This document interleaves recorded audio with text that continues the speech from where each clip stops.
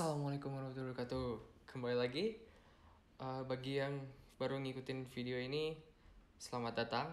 Dan juga tolong tonton dulu video sebelumnya agar ngerti kita sampai mana. Oke, terakhir kita udah bisa akhirnya berinteraksi sama YouTube lewat jalur belakang atau orang dalam. Oke, kita udah bisa nanya berdasarkan suatu keyword dan YouTube bakal ngasih video ID-nya yang dari mana search dari keyword itu sendiri.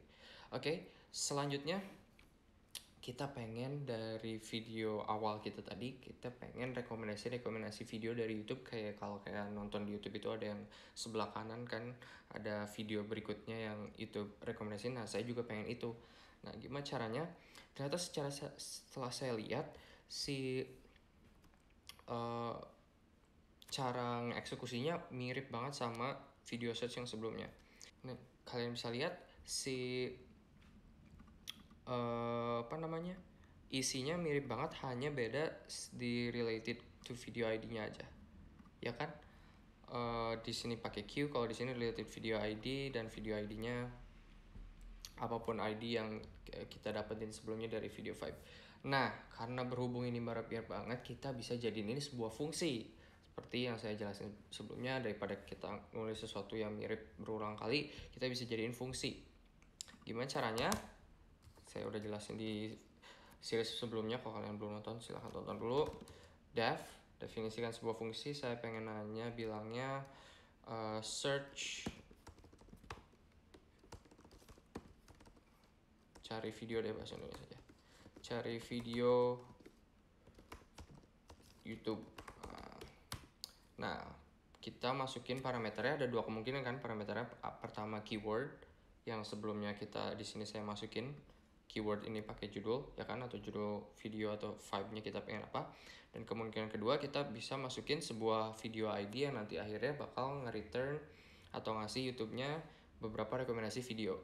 Makanya kita bisa tulisin di sini keyword atau video ID. Oke.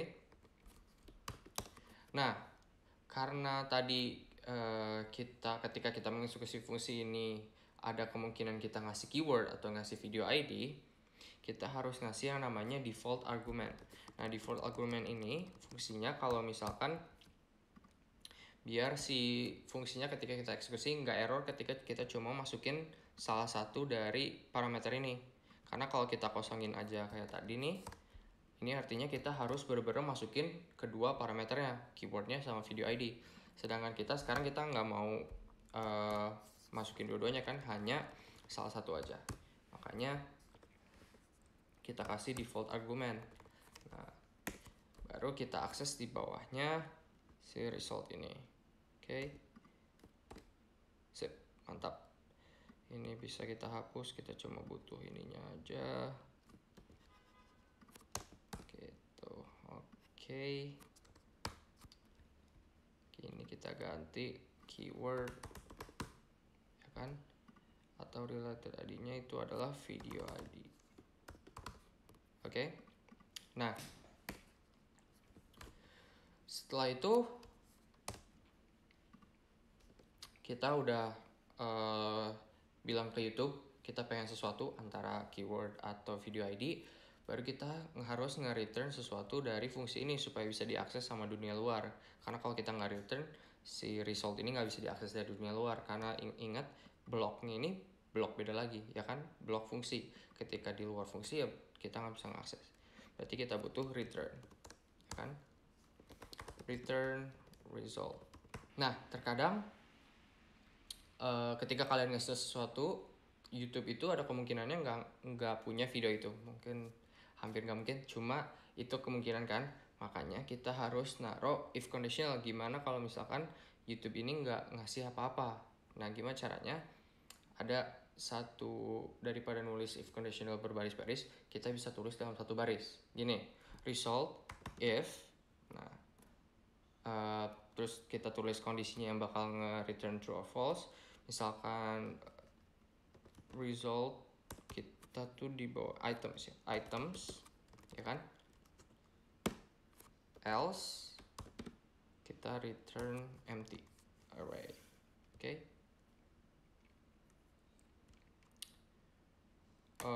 enggak, empty ininya kita return items. Nah, saya jelasin sedikit. Di sini tuh maksudnya bilang return result items. Remember, ingat result items itu yang tadi kita di video sebelumnya itu ada berisi data-data video, yang video mana aja yang kemungkinannya. Return itu kalau si returnnya itu punya ada sesuatu di dalamnya. Nah, if ini tuh artinya si if itu bakal ngecek apakah ada suatu elemen di dalam si items ini. Kalau nggak ada, itu dia bakal nge-return false. Kalau ada, dia bakal nge-return true. Berarti kan kalau true, dia bakal balikin ini. Tapi kalau false, dia bakal ngebalikin empty atau si array yang kosong. Oke, dengan begini bakal aman. Oke. Nah, dengan begitu kita bisa nyobain ini.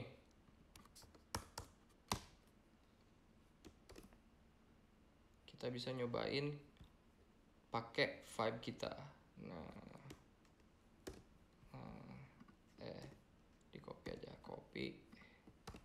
Nah, kita bisa nyobain pakai vibe lagu yang tadi kita bisa input, terus kita bakal ngelakuin search, ya kan? Video ID, oke. Kita bakal cari video dari YouTube, ya kan? Terus keywordnya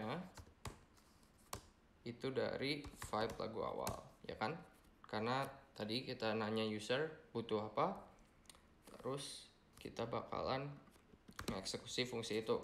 Nah, fungsi itu, tetapi video ID ini masih ingat cuma berisi items, masih banyak data-data yang nggak kita butuhkan. Kita cuma butuh yang kita butuhin aja itu adalah ID-nya aja. Nah, kalau kalian masih ingat dari video sebelumnya, kita bisa mengaksesnya dari yang pertama, karena items itu merupakan sebuah list. Terus kita butuh ID. Nah, di ID itu adalah video ID gitu. Dan begitu kita video ini berisikan cuma ID dari vibe kita tadi, video vibe kita, awal vibe. Nah, selanjutnya kita bisa langsung cari list video yang berisikan tadi rekomendasi YouTube, ya kan? Video rekomendasi itu adalah cari video di YouTube, video ID-nya itu sama dengan video ID. Nah,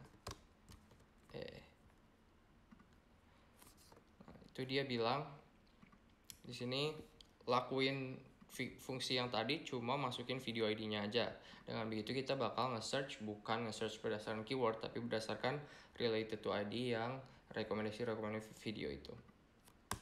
Dengan begitu kita bisa print dictionary, jadi kita bisa lihat apa isinya dari video rekomendasi ini. Rekomendasi, oke. Kita cobain. Masukkan judul vibe diinginkan. Tadi apa? Life is good. Dari future. Nah, ada kesalahan, ternyata jangan naruh empty string atau string yang kosong. Kita taruh aja none, karena kalau empty string si Google-nya ngira oh kamu mau masukin sesuatu. Tapi kalau kita masukin none, itu tenang, Google-nya nggak bakal masukin si tadi saya nemu error, ternyata ya gitu pokoknya. Kita cobain life is good dari future. Mantap, kita dapet si list video-video yang dari si YouTube algorithm. Kita bisa nge-search dan dia ngasih rekomendasi video yang berdasarkan mirip dengan video yang kita vibe-nya yang kita masukin tadi. Oke, segitu dulu. Tadi saya bahas sedikit. Tadi kita udah bisa akhirnya nge-akses si rekomendasi YouTube, bukan cuma nge-search doang, tapi kita bisa nge-rekomendasi berdasarkan video ID. Oke? Rada panjang karena saya pengen ngejelasin tentang API atau cara berinteraksi sama YouTube ini secara detail. Jadi kalau orang-orang yang baru benar-benar berhubungan sama API ini bisa ngerti kita dapatnya dari mana aja, kenapa itu ada keluaran itu. Jadi mohon dimaklumi kalau rada panjang. Oke, segitu dulu. Maju terus Indonesiaku, tetap ngoding. Saya Jimmy. Assalamualaikum warahmatullahi wabarakatuh.